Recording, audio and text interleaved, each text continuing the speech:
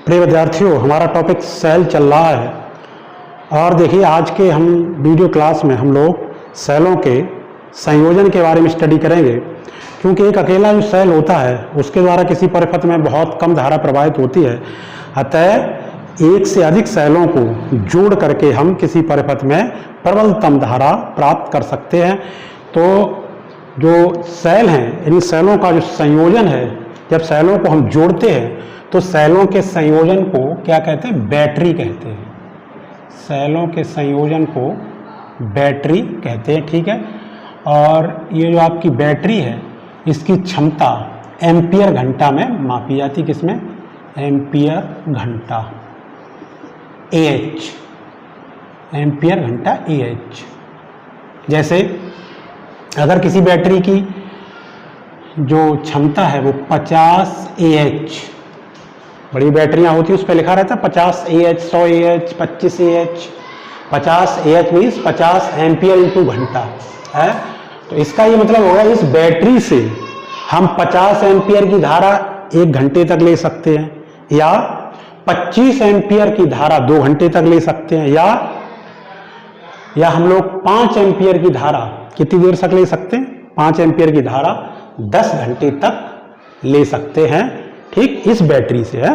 जैसे मान लीजिए कि हमने ये हमारे पास एक बैटरी है और इस बैटरी से हमने ऐसे इंस्ट्रूमेंट लगाए हैं जो 1-1 एम्पियर की धारा ले सकते हैं।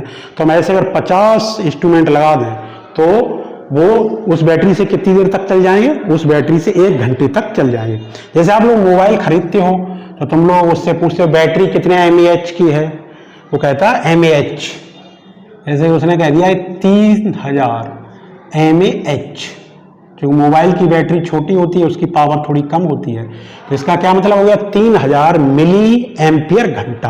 यानी ये वाली जो बैटरी है वो 1 घंटे तक कितनी धारा दे सकती है?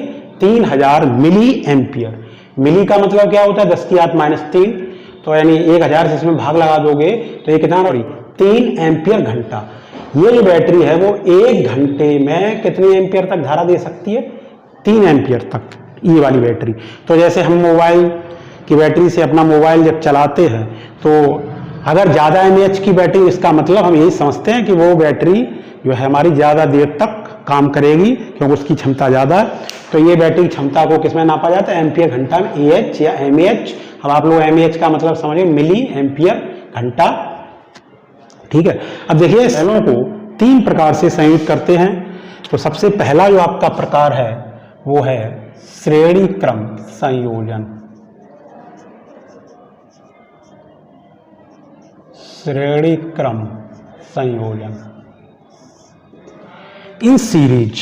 श्रेणी क्रम जो संयोजन होता है उसमें क्या करते हैं? किसी सेल का, आप लोगों ने सेल देखे हैं कि जब हम एक सेल का धन ध्रुव अगले सेल के ऋण ध्रुव से जोड़ें, फिर उस सेल का धन ध्रुव अगले सेल के ऋण ध्रुव से जोड़ें, यानी सेलों के विपरीत ध्रुवों को आपस में जोड़ते जाएं, तब ये क्रम क्या कहलाता है? श्रेणी क्रम संयोजन कहलाता है। जैसे हमारे घर में टार्च होती है, टॉर्च, तो जो टॉर्च होती है उसमें जब सेल डाले जाते हैं उसमें आपने देखा होगा क्या करते हैं कि एक सेल का धन ध्रुव आप जानते हो, ऊपर साइड की जो टोपी टाइप होती है वो धन ध्रुव होता है, जो कि आपके जो घरों में शुष्क सेल होते हैं हम लोगों के, तो उसमें जो धन ध्रुव होता है यानी जो एनोड होता है वो कार्बन या ग्रेफाइट का होता है, और इसका जो ऋण ध्रुव यानी कैथोड होता है वो जिंक का होता है। जो पीछे ऊपर एक टोपी टाइप होती है वो तो हो गया धन ध्रुव, ठीक, और उसके नीचे सिरा जो होता है जस्ते का होता है वो ऋण ध्रुव की तरह कार्य करता है, ठीक। तो हम क्या करते हैं, सेलों का जो ऋण ध्रुव होता है एक सेल का, या जो धन ध्रुव होता है अगले सेल के ऋण ध्रुव से जोड़ते चले जाते हैं। तो हमारे घरों में टॉर्च है या हमारा रिमोट है, उनमें जो सेल हम लोग लगाते हैं वो कौन सा क्रम होता है? श्रेणी क्रम। तो आपको श्रेणी क्रम समझ में आ गया होगा कि श्रेणी क्रम संयोजन में क्या करते हैं कि जो सेल होता है, जैसे ये आपका सेल है, इस सेल का ऋण ध्रुव, ये सेल हो गया, इस सेल का जो ऋण ध्रुव अगले सेल के धन ध्रुव से, ठीक, इस तरीके से जुड़ते जाएंगे। ये इसका आंतरिक प्रतिरोध हो गया। फिर इसका देखिए ऋण ध्रुव अगले सेल के धन ध्रुव से है, जैसे इस तरीके से जुड़ते चले जाएंगे। फिर इस सेल का क्या था? और इस सेल का धन ध्रुव अगले सेल के ऋण ध्रुव से, ऐसे हमने ये सेल जोड़ दिए, ठीक। ये जो अभी हम लोग संयोजन देख रहे हैं, इनमें ये सेल हम जोड़ रहे हैं, इन सभी सेलों का हमने मान लिया कि विद्युत भागबल E, सभी सेलों का विद्युत भागबल समान है, क्योंकि हम मोस्टली जब भी अपनी टॉर्च में या जब भी किसी इंस्ट्रूमेंट में सेलों का यूज करते हैं इस क्रम में जोड़ के, तो सभी सेलों का विद्युत वाहक बल और आंतरिक प्रतिरोध समान होता है। हमारे घर में जो हम लोग टॉर्च में सेल यूज करते हैं उसका विद्युत वाहक बल कितना होता है? 1.5 वोल्ट, 1.5 वोल्ट होता है। और ये R इसका क्या हो गया? आंतरिक प्रतिरोध। इसी तरीके से ये अगला सेल, इसका विद्युत वाहक बल और इसका आंतरिक प्रतिरोध R, ये सेल इसका भी विद्युत वाहक बल कितना? E, आंतरिक प्रतिरोध R। इस तरीके से हमने कितने सेल जोड़े? N सेल, N सेल जोड़ दी। लास्ट का सेल है En और इसका आंतरिक प्रतिरोध R है। इन सेलों को इस क्रम में जोड़ करके फिर हमने क्या किया?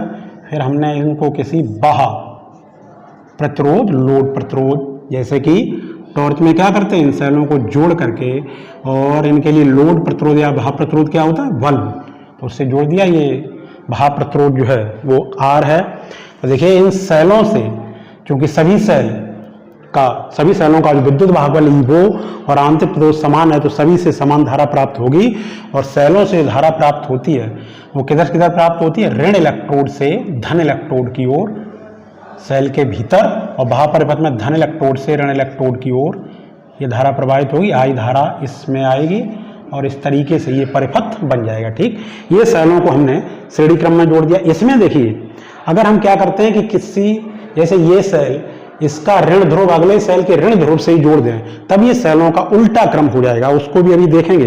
पहले तो ये सेलों का सीधा क्रम, ये श्रेणी क्रम में सेल जुड़े हैं और सभी सेलों का ये कौन सा क्रम है? सीधा क्रम है। ठीक, तो चित्रानुसार हमने N सेलों को श्रेणी क्रम में जोड़ दिया है, जिसमें प्रत्येक सेल का जो विद्युत वाहक बल E और आंतरिक प्रतिरोध R है। तब देखिए इस परिपथ का कुल विद्युत वाहक बल,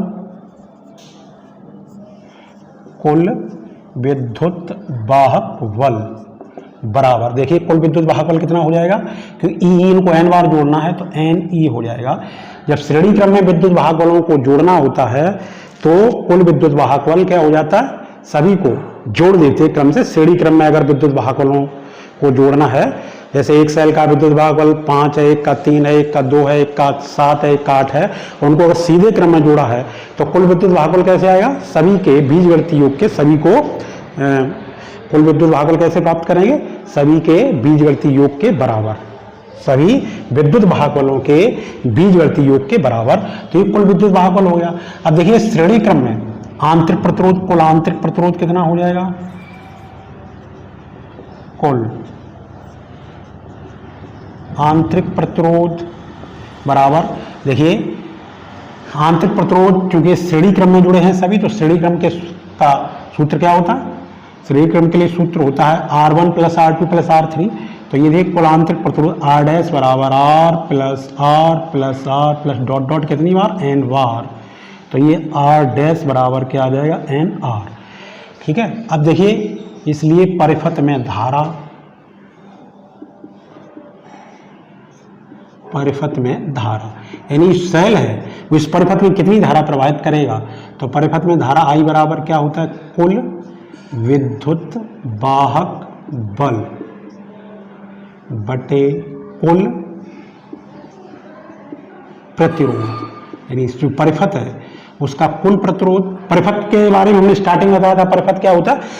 परिपथ में सेल और जो बाहर घटक होते हैं जैसे प्रतिरोध और प्रतिरोध आपका कंडेंसर निर्धारिता है, ये सब मिलकर के क्या बनाते हैं? परिपथ बनाते हैं। स्रोत, प्रतिरोध और धारिता मिलकर के परिपथ बनाते हैं। तो ये इस पूरे परिपथ में जो सेल है, पूरे परिपथ का मतलब ये हो गया कि सेल इस बाह्य प्रतिरोध में धारा प्रवाहित करेगा और अपने अंदर भी धारा प्रवाहित करेगा। तो पूरे परिपथ में कुल धारा I बराबर कुल विद्युत वाहक बल कितना हो गया था? NE अपॉन कुल प्रतिरोध। तो देखिए आंतरिक प्रतिरोध कितना हो गया? NR, और एक बाह्य प्रतिरोध R, ये भी इसके साथ श्रेणी क्रम में जुड़ा हुआ है। तो कुल प्रतिरोध हो जाएगा NR प्लस R। ठीक, इक्वेशन फर्स्ट आपका क्या आया कि जब सेलों को हम श्रेणी क्रम में जोड़ेंगे तब उनके द्वारा पूरे परिपथ में इतनी धारा प्रवाहित की जाएगी, इतनी धारा प्रवाहित होगी। ठीक है, ये आपका हो गया होगी। अब देखिए श्रेणी क्रम में जब सेल जुड़े हैं तो उनसे संबंधित कुछ हम लोग पॉइंट देखते हैं। नंबर 1, देखिए अगर क्या हो, यदि NR is very very less than R, means सेलों का जो कुल आंतरिक प्रतिरोध है वो बाह्य प्रतिरोध की तुलना में बहुत कम हो।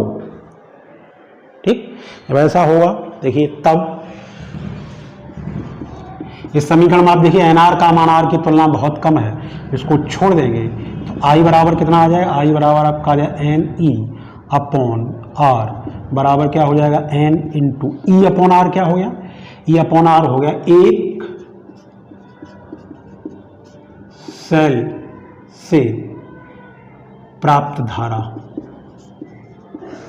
ठीक, एक सेल से प्राप्त धारा कैसे हो गई, यहीं से आप देख लीजिए कि किसी भी सेल से जो धारा प्रवाहित होती है वो I बराबर क्या होता है, I बराबर होता है कुल विद्युत वाहक बल, तो कुल विद्युत वाहक बल E हो गया बटे कुल प्रतिरोध R प्लस R हो जाएगा।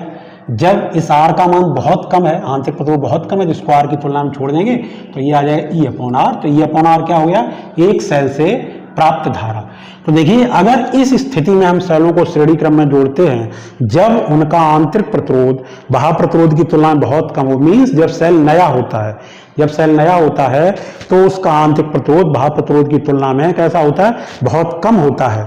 ठीक है, जब बहुत कम होता है तो ऐसी स्थिति में अगर हम सेलों को श्रेणी क्रम में जोड़ देंगे तो क्या होगा कि जो धारा है वो एक सेल से प्राप्त धारा की उतनी गुना हो जाएगी। जैसे एक सेल से प्राप्त धारा 1 एम्पियर है और अगर हमने श्रेणी क्रम में 20 सेलों को जोड़ दिया है तो धारा कितनी हो जाएगी, 20 एम्पियर हो जाएगी। ठीक, N इंटू एक सेल से प्राप्त धारा, यानी एक सेल से प्राप्त धारा की N गुनी हो जाएगी इस स्थिति में।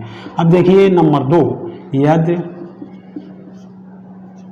NR is very very greater than R, ये कब होता है, जब सेल पुराना हो जाता है तो उसका आंतरिक प्रतिरोध पर्याप्त बढ़ जाता है। ठीक, इस स्थिति में देखिए क्या होगा, इस स्थिति में ये होगा कि NR का मान बहुत अधिक है तो आप क्या करेंगे, I बराबर क्या हो जाएगा, NE अपॉन NR इक्वल क्या रह गया, N से N कटा E अपॉन R, और ये E अपॉन R क्या है, एक सेल से प्राप्त धारा।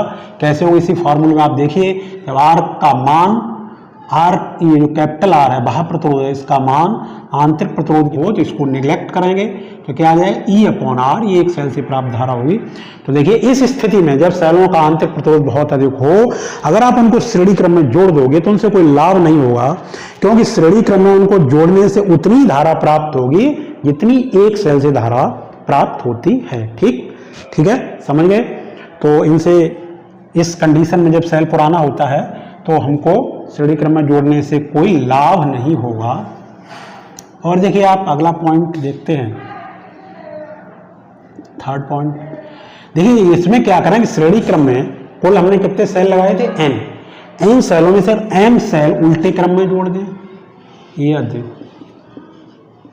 m सेल उल्टे क्रम में जोड़ें तब, अगर हम m सेल उल्टे क्रम में जोड़ दें तब शेष देखिए शेष सेल कितने रह जाएंगे, क्योंकि टोटल n सेल जोड़े थे तो n माइनस m, जो शेष हैं n माइनस m सेल, इनमें धारा सीधी दिशा में प्रवाहित होगी।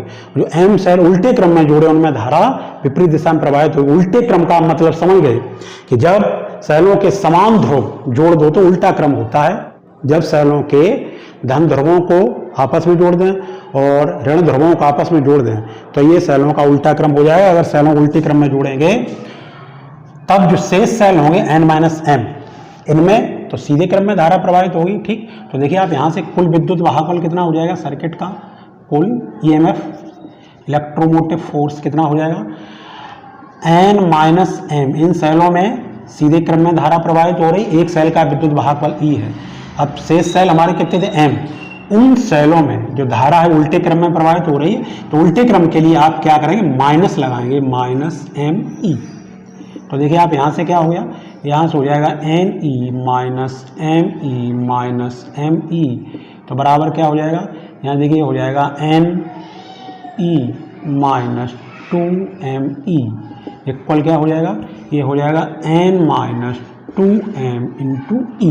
ठीक, तो ये कुल विद्युत भागफल कितना हो गया, n-2me, और कुल आंतरिक प्रतिरोध कितना हो जाएगा r डैश, ये तो वही रहेगा आपका nr, इसलिए परिपथ में धारा I बराबर कितनी होगी, n-2m इंटू ई अपॉन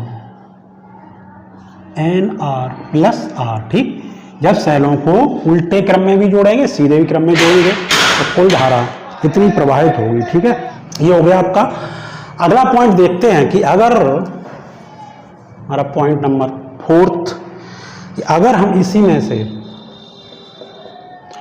सभी जितने भी सेल लगाए गए हैं सभी सेलों का विद्युत भागफल अलग अलग हो, E1 E2 E3, और आंतरिक प्रतिरोध अलग अलग हो, R1 R2 R3, तब क्या होगा, तब परिपथ में कुल धारा I बराबर कुल विद्युत भागफल कितना हो जाएगा। देखिए सभी, अगर हम सभी सेलों को सीधे क्रम में जोड़ेंगे तो विद्युत भागफल E1 plus E2 plus E3 plus dot dot. ठीक है, और कुल प्रतिरोध आंतरिक प्रतिरोध कितना हो जाएगा, R1 plus R2 plus R3 plus dot dot Rn और प्लस R। ठीक, तब परिपथ में इतनी धारा प्रवाहित होगी जबकि सभी सेलों को सीधे क्रम में जोड़ दें और उनका विद्युत भागफल आंतरिक प्रतिरोध अलग अलग हो। अगर उल्टे क्रम में इसमें कुछ सेल जोड़े तो जिस सेल को उल्टे क्रम में जोड़ेंगे उसका विद्युत भागफल यहाँ क्या लेंगे, निगेटिव लेंगे, बस और कोई प्रॉब्लम नहीं, उसका विद्युत भागफल निगेटिव ले लेंगे। ठीक, और देखिए अगर हम सेलों को इस क्रम में जोड़ते हैं श्रेणी क्रम में और हम परिपथ में अधिकतम शक्ति स्थानांतरित कराना चाह रहे हैं सेलों के द्वारा, अधिकतम शक्ति स्थानांतरित के लिए, देखिए अधिकतम शक्ति स्थानांतरित के लिए हो जाएगा फॉर मैक्सिमम पावर ट्रांसफर हो, यानी ज़्यादा सेल हमको वैद्युत ऊर्जा दें तो इसके लिए देखो क्या हो जाएगा, इसके लिए आपका क्या रहेगा, आपने पीछे पढ़ी थी कि किसी परिपथ में सेल द्वारा स्थानांतरित अधिकतम शक्ति के लिए क्या होता है कि सेल का आंतरिक प्रतिरोध बाह्य प्रतिरोध के बराबर हो। तो चूंकि यहाँ पर कितने सेल लगे, n सेल, तो n सेलों का जो कुल आंतरिक प्रतिरोध है वो क्या होना चाहिए, वो बाह्य प्रतिरोध के बराबर होना चाहिए। तो इस क्रम में जुड़े सेलों से परिपथ में अधिकतम शक्ति स्थानांतरित होगी। ठीक है, तो ये आपका कौन सा क्रम हो गया, नंबर 1 श्रेणी क्रम संयोजन। ठीक है, देख लीजिए, आप लोगों ने देख लिया होगा। इसके बाद देखिए दूसरा इनका संयोजन देखते हैं।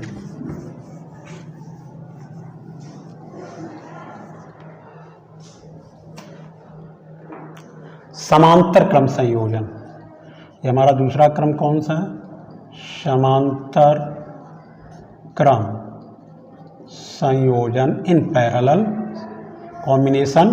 पैरेलल कॉम्बिनेशन देखते हैं। देखिए पैरेलल कॉम्बिनेशन में क्या, सभी सेलों के जब धन ध्रुव एक बिंदु से और ऋण ध्रुव दूसरे बिंदु से जोड़ दें तो एक क्रम कौन सा हो जाएगा, ये समांतर क्रम हो जाए। ठीक, यानी धन ध्रुव एक बिंदु से और ऋण ध्रुव दूसरे बिंदु से जोड़ दें तब ये सेलों का समांतर क्रम हो जाएगा। जैसे देखिए ये सेल है,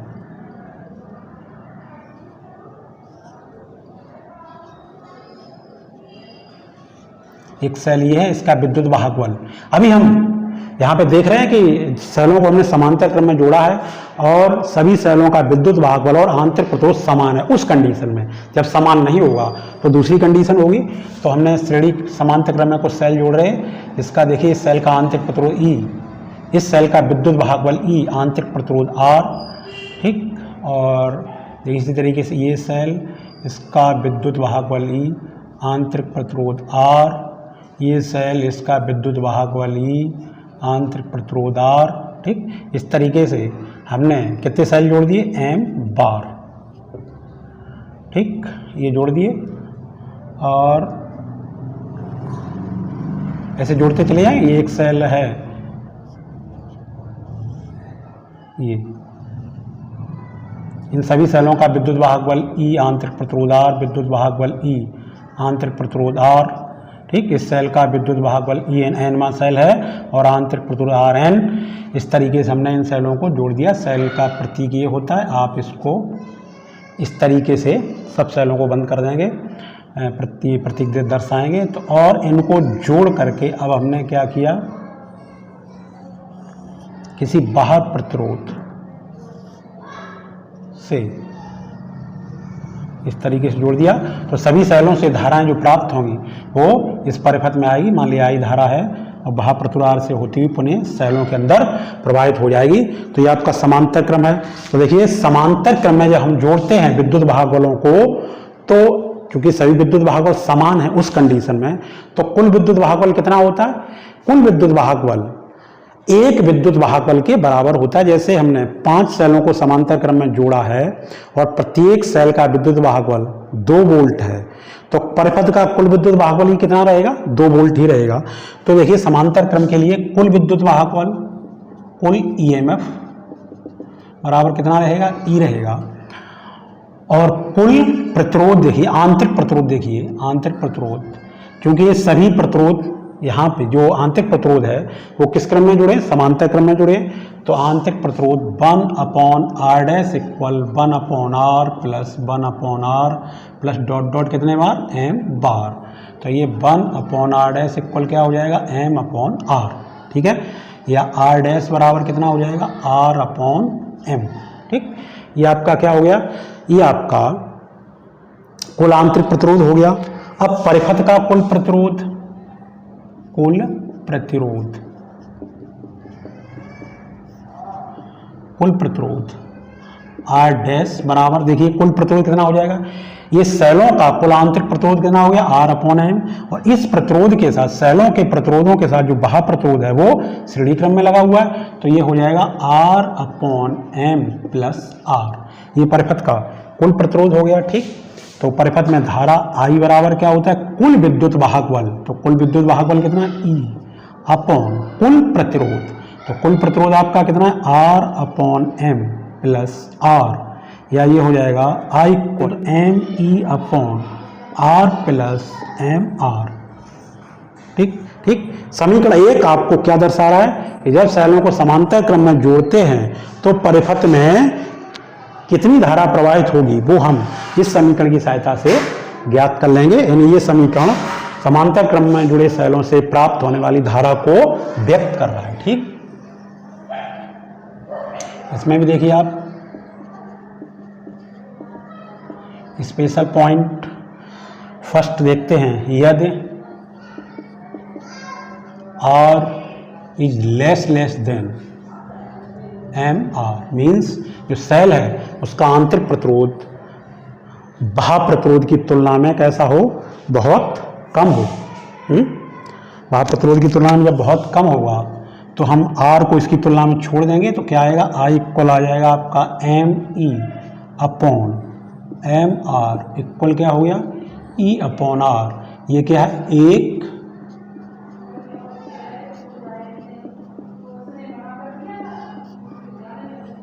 एक सेल से प्राप्त धारा ये हो गई। इसका मतलब इस स्थिति में अगर हम सेलों को जोड़ेंगे, जब उनका आंतरिक प्रतिरोध बहुत कम होगा, आंतरिक प्रतिरोध बहुत कम कब होता है? जब सेल नया होता है। तो समांतर क्रम में अगर उनको जोड़ने से कोई लाभ नहीं होगा। क्यों? उनको समांतर क्रम में जोड़ने से उतनी ही धारा प्राप्त होगी जितनी एक सेल से धारा प्राप्त होती है, ठीक। अब देखिए सेकेंड नंबर इसी में देखते हैं, यदि R is very greater than MR means जब सेल का आंतरिक प्रतिरोध पर्याप्त बढ़ जाए, यानी सेल पुराना हो जाए, तब आप देखेंगे अब किसका मान बहुत ज़्यादा है? R का मान ज़्यादा है, तो R को छोड़ देंगे। I इक्वल क्या आ जाएगा? I equal ME upon R, ये हो गया M into E upon R। E upon R क्या हो गया? एक सेल से प्राप्त धारा, एक सेल से प्राप्त धारा, ठीक है। एक सेल से प्राप्त धारा ये हो गई। तो देखिए इसका मतलब ये हो गया कि अगर सेल पुराना हो जाए, उसका आंतरिक प्रतिरोध पर्याप्त बढ़ जाए, तब हम अगर सेलों को इस क्रम में जोड़ते हैं, समांतर क्रम में जोड़ते हैं, तो क्या होगा? तो लाभ होगा, क्योंकि उस स्थिति में एक सेल से जो उस स्थिति में कुल धारा प्राप्त होगी वो एक सेल से प्राप्त धारा की m गुनी हो जाएगी। m या n यहाँ पे नंबर है, सेलों की संख्या है, इतनी गुनी हो जाएगी धारा। तो इस कंडीशन में हमको सेलों को समांतर क्रम में जोड़ने से क्या होता है? लाभ होता है, जबकि सेल का आंतरिक प्रतिरोध बाह्य प्रतिरोध की तुलना में बहुत अधिक हो जाता है तब, ठीक। अब देखिए अगला पॉइंट देखते हैं इसमें,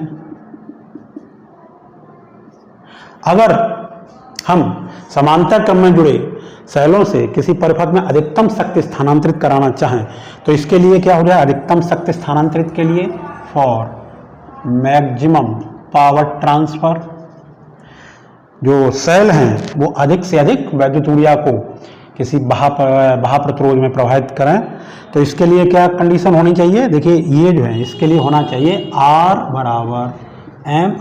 ये तो आपकी बात हो गई कि समांतर क्रम में जुड़े सभी सेलों का जब विद्युत वाहक बल बराबर होता है तब। अगर विद्युत वाहक बल आंतरिक प्रतिरोध इक्वल नहीं होता है, अलग अलग होता है, उस कंडीशन में देखिए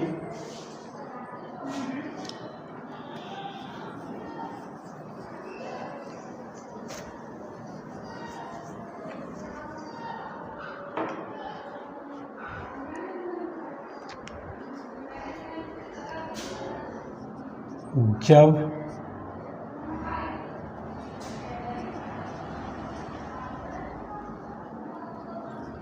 सेलों का E व R भिन्न भिन्न हों, ठीक, हमने सेलों को समांतर क्रम में जोड़ा जिनका विद्युत वाहक बल और आंतरिक प्रतिरोध अलग अलग है। इस कंडीशन में सेलों से प्राप्त धारा कितनी होगी या परिपथ का कुल विद्युत वाहक बल कितना होगा ये ज्ञात करेंगे। देखिए अब की बार हमारे पास सेल हैं और हर सेल का, एक सेल ये है,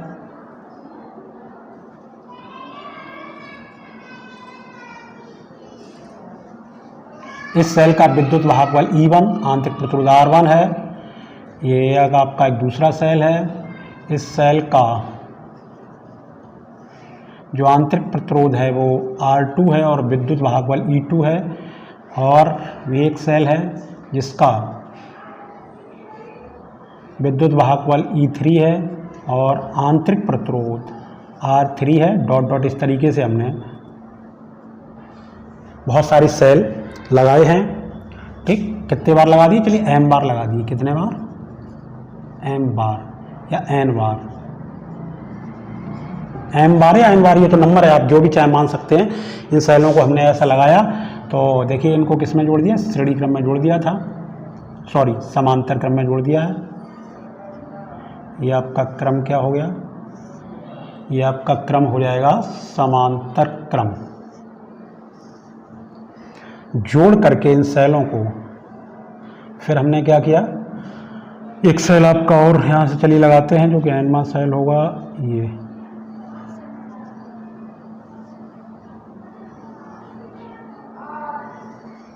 ठीक, ये सेलों का जो प्रतीक होता है इस तरीके से होता है, सेल का है।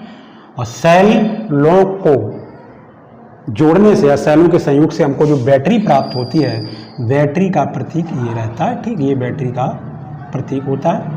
तो और इसमें जो बड़ी लाइन होती है वो धन ध्रुव को, छोटी लाइन ऋण ध्रुव को व्यक्त करती है। तो इन सेलों को जोड़ दिया। आप जोड़ करके हमने क्या किया, किसी बाह्य प्रतिरोध से इन सेलों को फिर जोड़ दिया।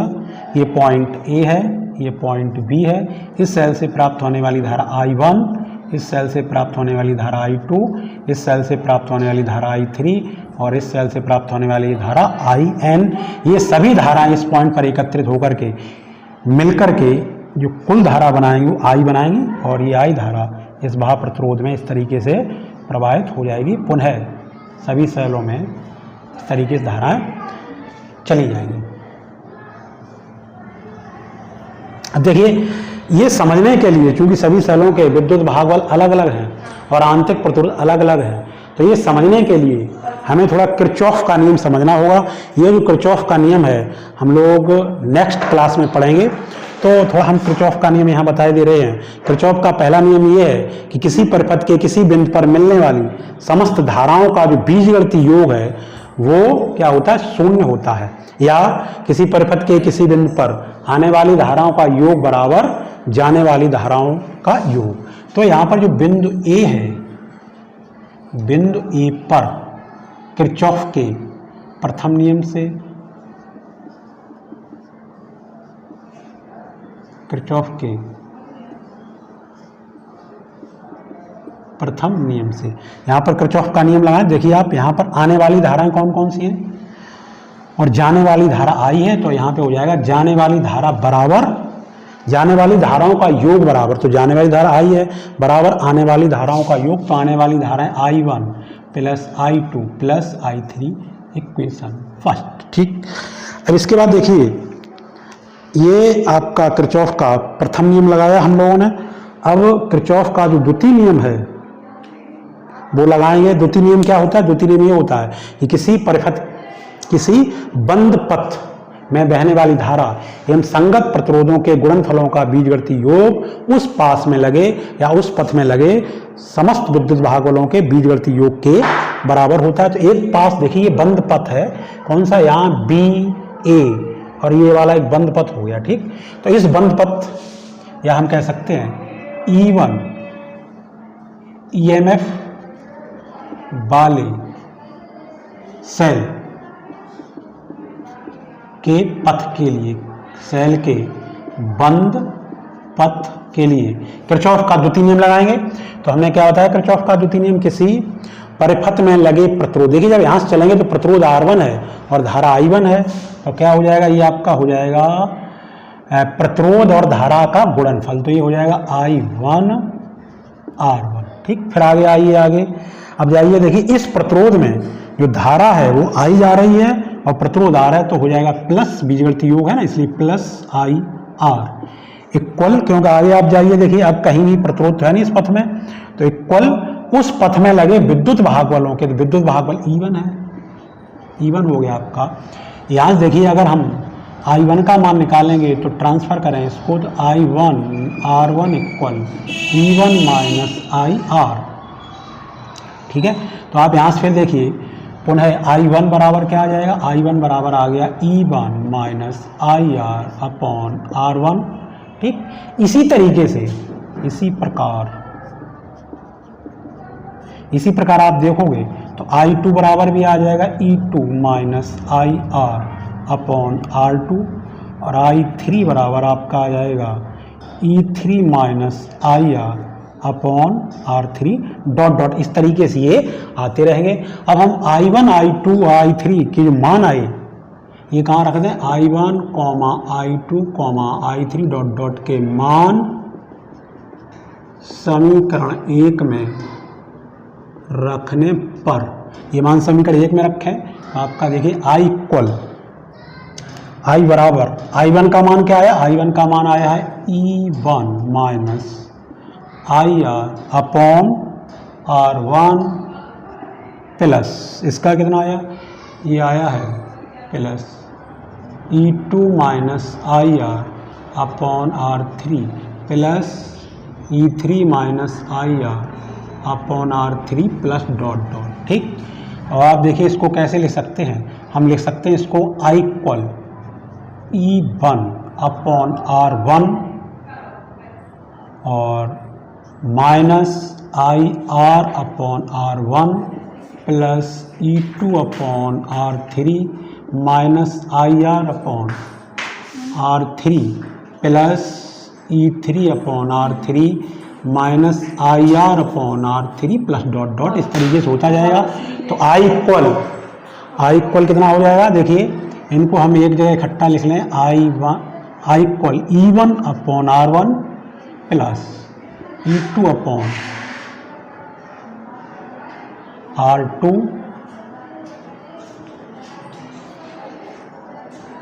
Plus E3 upon R3 plus dot dot, और दूसरे टर्म में देखिए दूसरे में क्या करें? माइनस चिन्ह के साथ IR कॉमन ले लें, तो अंदर क्या बचेगा? 1 upon R1 plus 1 upon R2 plus dot dot, ऐसे आता जाएगा।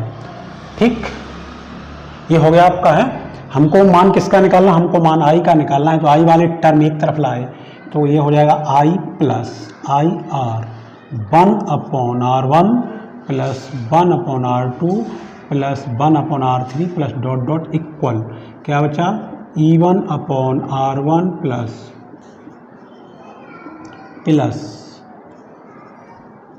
Dot dot. ठीक, अब आप यहाँ से देखिए क्या कॉमन आ रहा है? यहाँ से कॉमन आ रहा है I कॉमन आ रहा है I, हमने आई कॉमन ले अंदर बचा 1 प्लस आर, और यहाँ क्या बचा 1/R1 plus 1/R2 plus 1/R3 plus dot dot equal E1/R1 plus E2/R2 plus E3/R3 plus dot dot.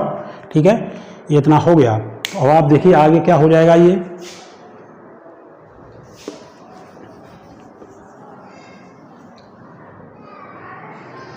आपका हो जाएगा। यहाँ से आगे टर्म देखते हैं, आई इक्वल, आई बराबर क्या हो जाएगा, ये पूरा पद चूंकि आई के साथ इसका मल्टीप्लाई हो रहा है तो पूरा उधर जाएगा तो क्या हो जाएगा, डिवाइड हो जाएगा।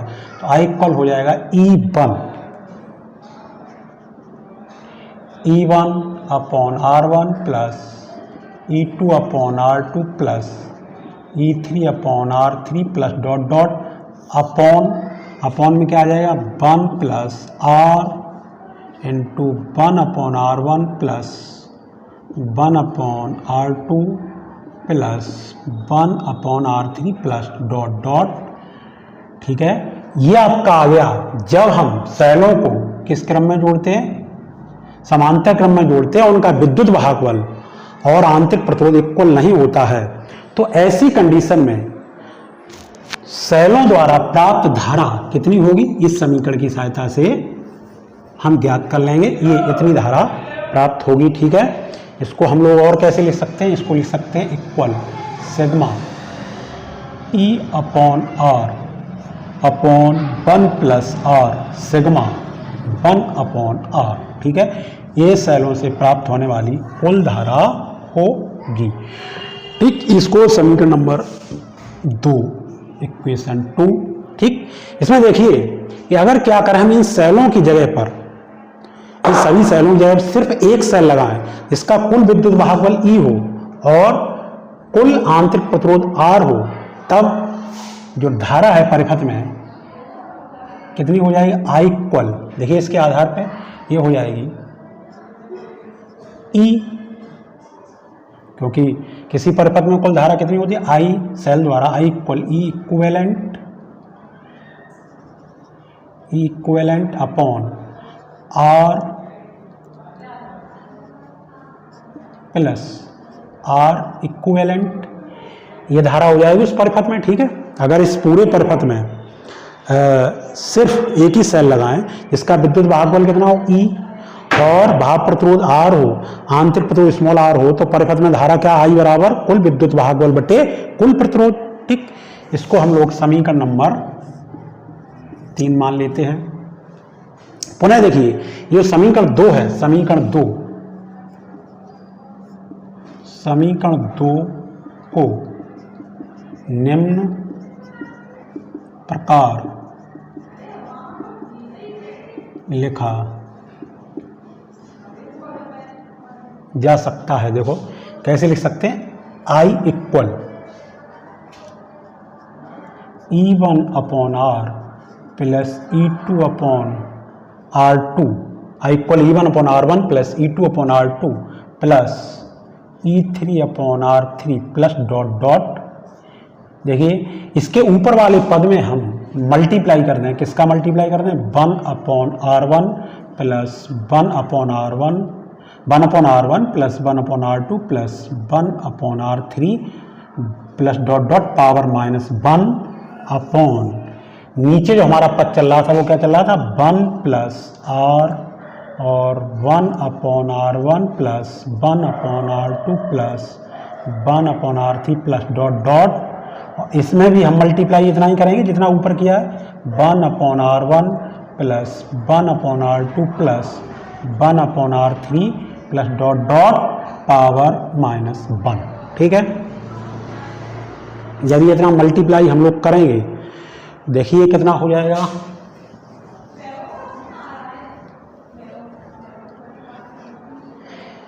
इसके बाद देखिए ये यहां से कितना हो जाएगा, ये आपका हो जाएगा I इक्वल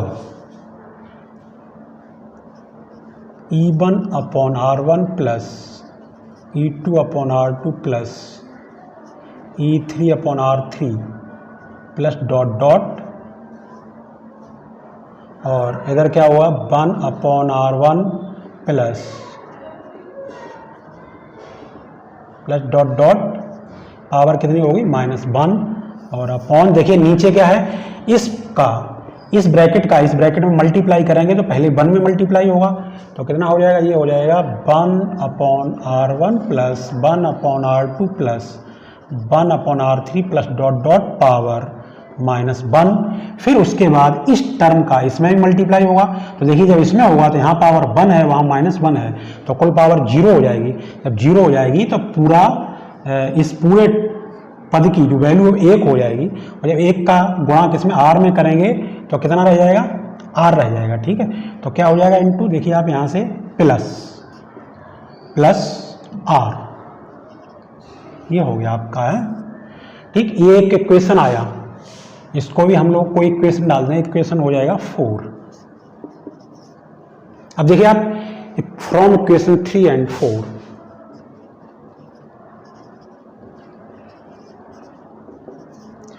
ठीक, समीकरण 3 और 4 से देखें तो E इक्विवेलेंट अगर तुलना करेंगे तो E इक्विवेलेंट कितना हो जाएगा, यानी परिपथ का कुल विद्युत वाहक बल E इक्विवेलेंट इक्वल, देखिए ऊपर वाला जो पूरा पद है वो कुल विद्युत वाहक बल हो गया, means E1/R1 plus E2/R2 plus dot dot, और ये क्या था दूसरे पद में 1/R1 plus 1/R2 plus 1/R3 plus dot dot power -1।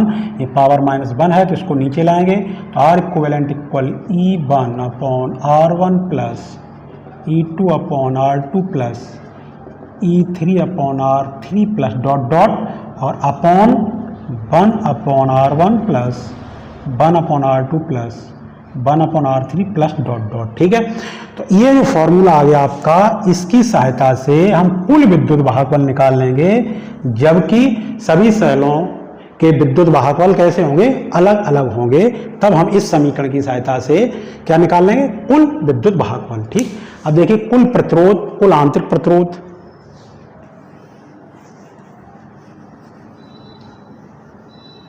इस समीकरण इसकी तुलना करेंगे तो आप देखें R जो आंतरिक प्रतिरोध है स्मॉल r इक्विवेलेंट वो कितना हो जाएगा, वो देखिए किसकी जगह पर है, देखिए यहाँ R, यहाँ भी R है तो ये इसकी जगह पर है, मीन्स R बराबर क्या हो गया, ये हो गया 1/R1 plus 1/R2 plus 1/R3 plus dot dot power -1 या 1/R इक्विवेलेंट इक्वल कितना आ जाएगा, अगर हम इसको 1/, कर देंगे तो ये पावर पॉजिटिव हो जाएगी, ये आ जाएगा 1/R1 plus 1/R2 plus 1/R3। ठीक है, इस इक्वेशन की सहायता से हम सभी सेलों का कुल आंतरिक प्रतिरोध ज्ञात कर लेंगे, चाहे कितने भी सेल जुड़े हों, जब उनका आंतरिक प्रतिरोध अलग अलग होगा तो इससे ज्ञात होगा। और देखिए आपका जो कुल विद्युत वाहक बल है इस समीकरण से ज्ञात होगा, सभी सेलों का कुल विद्युत वाहक बल यानी परिपथ का कुल विद्युत वाहक बल। ठीक है, तो आज की क्लास में इतना ही। नेक्स्ट क्लास में हम लोग, अभी सेलों का एक क्रम और रह गया, मिश्रित क्रम, तो उस मिश्रित क्रम में पर अध्ययन करेंगे और कुछ और टॉपिक्स पर जो हम स्टडी करेंगे वो नेक्स्ट वीडियो में। ओके।